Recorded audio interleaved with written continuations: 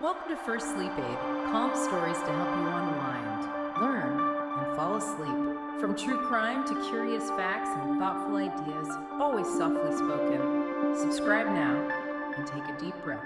You're in good hands. Welcome to the Deep Dive. Today, we're going deep, really deep into the life and, frankly, the astonishing mind of Leonardo da Vinci. An incredible figure. Born 1452, Vinci, Tuscany. Humble beginnings, really. Right, the illegitimate son of a notary and a peasant woman. You wouldn't necessarily predict, well, everything that followed. No, you wouldn't. But that simplicity, maybe the lack of rigid structure in his early life, seems key. He had this boundless curiosity right from the start. It was fueled by nature, wasn't it? Less by books, more by just looking. Exactly. He spent his childhood outdoors, really observing, the tiny veins on a leaf, clouds moving, water flowing, how birds flew. That was his real classroom. Like nature was his textbook. He didn't have that classical education, the Latin and Greek, that was so valued then. Right. Limited access to that. But maybe that was a blessing in disguise. It freed him up. How so? Well, instead of just relying on ancient authorities, he relied on his own eyes. Empirical experience. That became his foundation. Observe, question, test. That focus on observation, it feels like the absolute core of his genius. It really does. Even before any formal training, you see hints of it. He wasn't just glancing at a horse. He was trying to figure out the muscles working underneath. For watching water? Uh-huh. Analyzing the currents, the eddies, how it moved. Same with birds. What were the mechanics of flight? It wasn't passive looking. No, it was active, almost forensic. Like he was mentally taking things apart to see how they worked, preparing to, rebuild them. Or at least understand them deeply enough to represent them, or even, reimagine them. He wanted to grasp the hidden mechanisms. So this naturally observant kid, Yeah. how does he get into the art world? Well, his talent for drawing was obvious. Around age 14, his father gets him an apprenticeship. Ah, with Andrea del Verrocchio in Florence. Exactly. And Florence at that time, it's the absolute heart of the Renaissance, buzzing with creativity, An innovation. amazing place to land. And Verrocchio's workshop wasn't just paintings. It was a real mix. Sculpture, metalwork, architecture, even some engineering. So a multidisciplinary environment.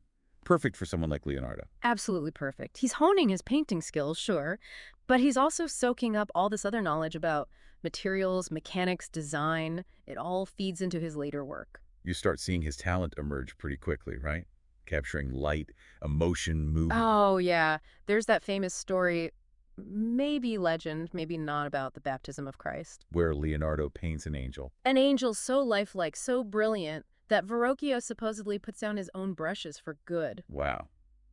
True or not, it says a lot about how quickly his genius was recognized. It does. His approach was already different. Not just copying, but bringing this incredible vitality, this inner life to his figures. And this artistic skill was developing alongside that scientific curiosity we talked about. Inextricably linked. You look at his notebooks from that time, and it's fascinating. Sketches for painting sit right next to early anatomical studies. Right, trying to understand the muscles. Exactly. Or sketches of gears, pulleys, studies of water flow. He saw art as more than imitation. It was about interpretation, extending nature's principles. So art and science weren't separate boxes for him. Not at all. His understanding of perspective, optics that feeds the realism in his paintings. His dissections, even early on, informed how he drew the human body. Florence was the launch pad then, but his mind was already reaching further. It seems so. He had this restless spirit.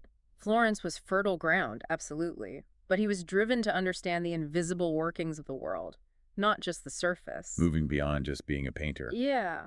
The seeds of the true Renaissance man were definitely sown in that Florentine workshop. He was becoming something more. So by the 1480s, he's an independent master in Florence, setting up his own shop. Yep, taking on commissions, making a name for himself.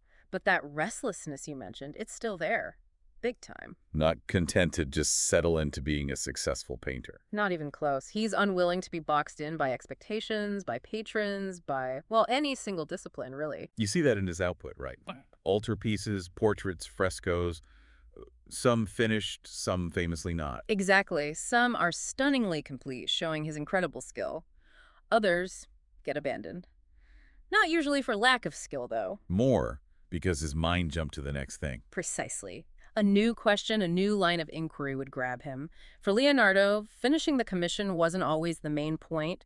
The exploration was the point. Art was his way of investigating nature, emotion. And those investigations were getting more scientific.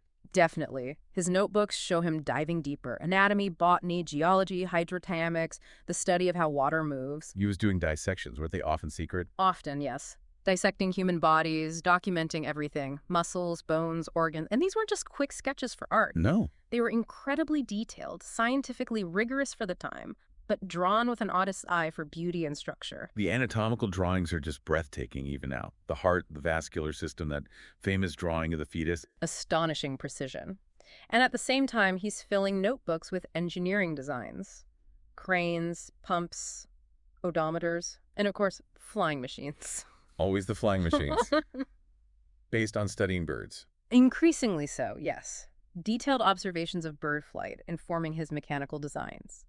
He's starting to see the world, nature itself, as this giant, complex machine. Governed by laws. Governed by underlying laws. Laws you could understand, maybe even harness if you observed carefully enough. And this obsession with movement, with mechanics, it shows up in his art, too. Absolutely. Look at the Adoration of the Magi. It's unfinished, but that sense of dynamic energy, that swirling movement, it's radically different from the more static art of the time. He's putting his scientific understanding into practice visually. And philosophically, too. Ah. His notebooks aren't just pictures and mechanics. He's asking big questions. What is sight? How do we know what's real? Where does knowledge come from? And his answer was experience, right? Not just books or authority. Overwhelmingly, yes. Trust your eyes, trust your experience. Yeah. That empirical approach was pretty revolutionary. But this breadth, the unfinished projects, it didn't always sit well in Florence. It created a complex reputation. Patrons got frustrated, understandably.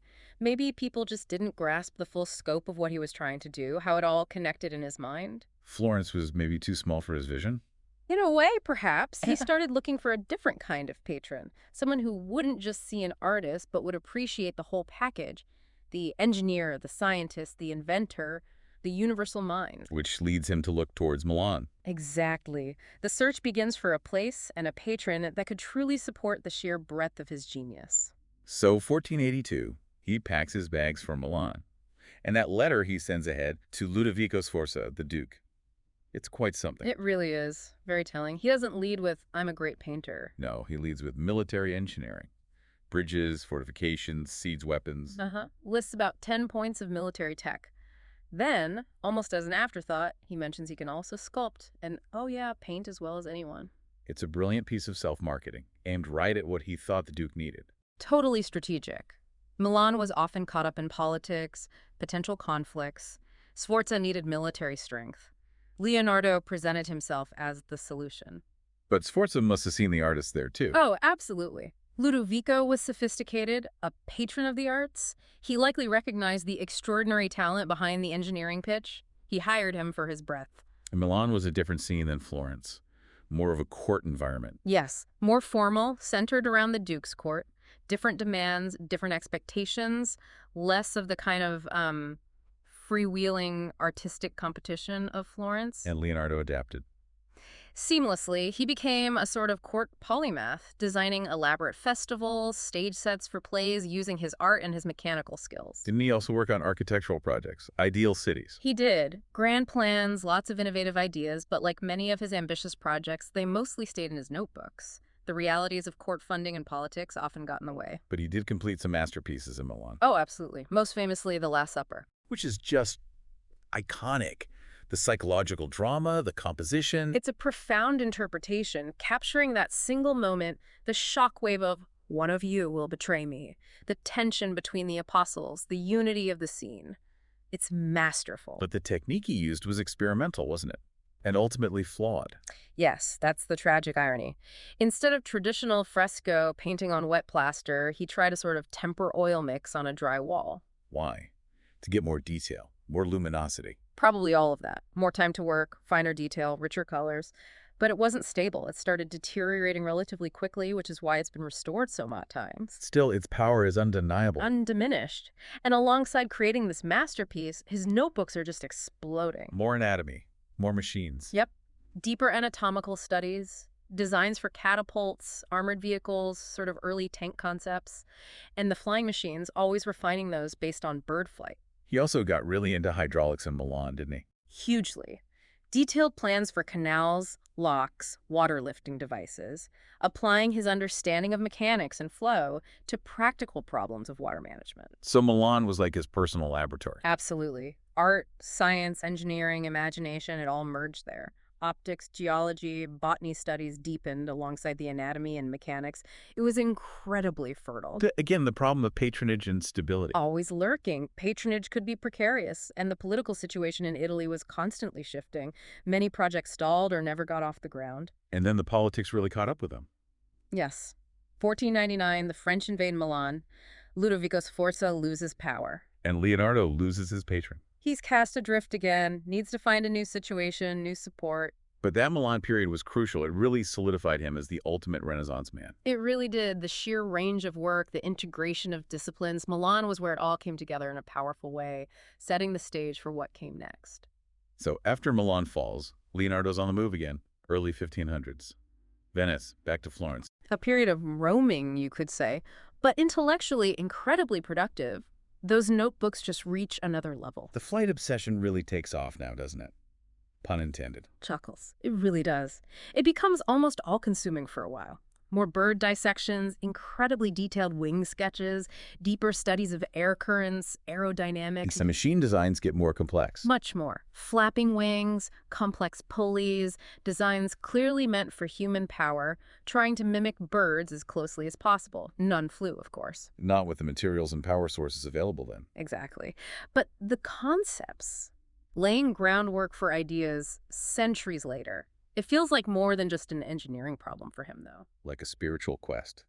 To break free. Something like that. A desire to transcend limitations, to achieve the impossible. It has that kind of quality. And alongside flight, the anatomy studies intensify too. To an incredible degree. He's dissecting dozens of human cadavers now, documenting everything with stunning precision. Muscles, tendons, organs, bones. The accuracy is mind-blowing for the time. Modern doctors are still amazed. Right. His drawings of the spine, the heart valves, the fetus, they're scientifically rigorous and artistically beautiful. He respected the inner architecture of the body. He was seeing things, understanding things, hundreds of years ahead of formal medical science. He absolutely was. And all this feeds into this grander vision he seems to be developing. The infinite machine. Yeah, this idea of the universe as this vast, interconnected system of mechanisms, all governed by discoverable laws. So he's studying water flow, waves, friction, momentum. Looking for those universal principles, sketching complex gear systems, hydraulic pumps, even that famous mechanical knight and automaton designed to simulate human movement. Art and engineering are just two sides of the same coin for him. Completely intertwined, both ways of uncovering the hidden principles of how things work. And yet, so much of this groundbreaking work stays hidden in the notebooks. Locked away, often in that mirror script he used. His ideas were just too far ahead in many cases. The context, the technology to build them, wasn't there yet. It almost didn't matter if the machines flew or the theories were proven then. Maybe not entirely. The passion was in the inquiry, the pursuit of understanding itself. That was the driving force. He lived the Renaissance ideal. No final frontiers for the mind. Soaring where others walk. Dreaming where others just calculated. The ideas took flight, even if the machine stayed grounded, and those ideas would echo for centuries. But this same incredible curiosity, this drive to explore everything, it also meant a lot of things got left unfinished, right? Especially in art. That's the paradox, isn't it? His career is full of these amazing visions that were started but never quite concluded. That restlessness made it hard to just settle down and finish one thing. His mind was always leaping ahead. Always. He'd start an altarpiece, a sculpture, maybe even plan a treatise on painting or anatomy. But then he'd get fascinated by a detail. The way light hits something, a question about perspective, an anatomical puzzle. And the original project would get sidelined. It seems so. Those boundaries between art and science just dissolved for him. The process of questioning, of exploring, became more important than ticking the completed box. We mentioned the adoration of the Magi earlier. Oh. Unfinished, but you still see so much in it. Absolutely. The movement, the architecture, the psychological depth. It's all there. Even in its incomplete state, it reveals his process. And the huge horse statue for Milan, the Sforza monument. A massive undertaking. The clay model was apparently incredible, a marvel, but war, logistics, it never got cast in bronze. Yeah. And then the model itself was destroyed. Tragically. And the Battle of Anghiari fresco in Florence. Another ambitious failure. Ambitious, yes. He tried another experimental technique, like with the Last Supper, and it just didn't work physically. The paint wouldn't adhere properly, started running, it had to be abandoned. It's strange how these failures almost add to his legend. They kind of do. They highlight the sense of a mind reaching for things just beyond the grasp of his time, or maybe even beyond the constraints of completion itself. Like he wasn't willing to compromise the wonder for the sake of just finishing. That's a great way to put it. Maybe for him, a work was only truly alive while it was still in motion, still evolving. Finality was like death. So the unfinished pieces aren't failures, they're records of discovery. Exactly. They show the journey. Maybe the greatest human achievements are the journeys, not just the finished monuments. He was charting stars, not just building cathedrals. So after his time away, Leonardo heads back to Florence. Post Milan. Right. But Florence has changed. New powers, new artists rising, Including Michelangelo. and they famously did not get along. Different styles, different personalities. Very different. Michelangelo, the powerful sculptor, focused on the heroic form. Leonardo, the observer, focused on subtlety, atmosphere, the inner workings. There was a definite mutual disdain reported. But Florence still wanted his work. Commissions were available. Oh, yes. He was commissioned for major projects like that Battle of Anghiari fresco we mentioned, but he also pursued personal projects, and one of those really left a mark. La Gioconda. The Mona Lisa. The Mona Lisa. Probably the most famous painting in the world. It's almost hard to see it fresh now, it's so familiar. But its power, its mystery is still there. And it's a perfect example of his art and science merging, isn't it? Absolutely. He used all his anatomical knowledge to capture the subtle muscles of her face, that hint of a smile. And the sfumato technique, that smoky blurring. Masterfully applied, softening contours, creating that incredible atmospheric depth. It makes her seem so alive, so present. He captured something truly elusive. The soul behind the eyes. Something like that interplay of thought, feeling, mystery beneath the surface. And he kept it with him for years, didn't he? He never delivered it, just kept working on it. Yeah, carried it around, revising it constantly. It became more than a portrait. It was like a personal meditation on life, on perception, and ongoing dialogue. While working on the Mona Lisa, he was also still pursuing those big civic projects. Oh, yes. Plans to diverse the Arno River, military engineering ideas, designs for ideal cities. Well, The mind never stopped. but many remain on paper. Politics, war, maybe just too ambitious. Often a combination of all three. Practical implementation was always a hurdle, but his influence in Florence was still huge. People came to learn from him. Students flocked to him, not just for painting technique, but for his understanding of light, form, perspective, anatomy, the principles behind the art. But Florence couldn't hold him either in the end. It seems not. His vision was just too vast. He needed new horizons, new patrons, new mysteries to explore. So he starts looking beyond Italy. He does, embarking on his final journeys, carrying his notebooks, his paintings, and that philosophy of endless curiosity. Which leads him finally to France, 1516. Yes, accepting the invitation from King Francis VI, a huge admirer. And he moves to the Chateau de Clos-Lucé, near the king's residence at Amboise. Right. Takes his notebooks, his sketches, and key paintings, including the Mona Lisa, which stayed with him until the end. And the king treated him differently, not just as a court artist. Very differently. More like a revered sage, a counselor, a friend. Francis genuinely valued his wisdom and conversation. So Leonardo found a kind of freedom there, less pressure to produce specific things. Exactly. Freedom to reflect, to organize his thoughts, to dream a bit, away from the constant political churn of Italy. Although his health was declining by then, he had paralysis in his right hand. Yes, his painting hand, sadly. But his mind remained incredibly sharp, incredibly active. Still designing things, architecture, water systems. Still sketching, still planning, architectural ideas, canal systems, urban plans.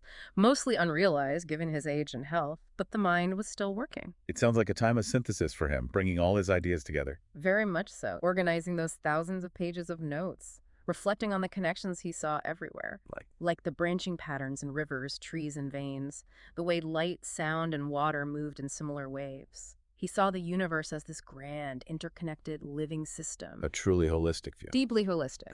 And then, in 1519, he prepares for the end. Writes his will. Yes, leaving his precious notebooks, sketches, instruments, his life's work to his most loyal student, Francesco Melzi. And he passes away at Clos-Lucé May 2nd, 1519. 67 years old. That's right. And there's that touching legend, maybe true, maybe not, of King Francis III holding him as he died. A testament to the respect he commanded. Absolutely. He was buried nearby at the Château d'Amboise.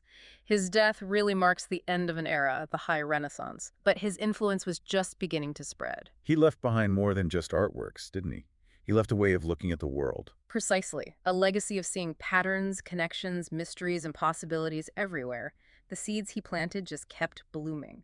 So when we think about Leonardo's legacy today, it's complex. Not that many finished paintings, lots of unrealized projects. Right. It's not just about the quantity of finished work. His real enduring influence is in his approach, that relentless curiosity, that merging of art and science. The belief that knowledge is interconnected. Exactly. He showed that the pursuit of understanding is itself beautiful, that finding the same principles in a river bend and a muscle flexing, that's profound. Painting a smile and studying the stars weren't separate jobs for him. They were part of the same quest to understand. He kept that sense of wonder his whole life, seeing infinite complexity in the mundane. He's such a powerful reminder, especially now in our age of specialization, of the value of thinking across boundaries. Integrative thinking, yes.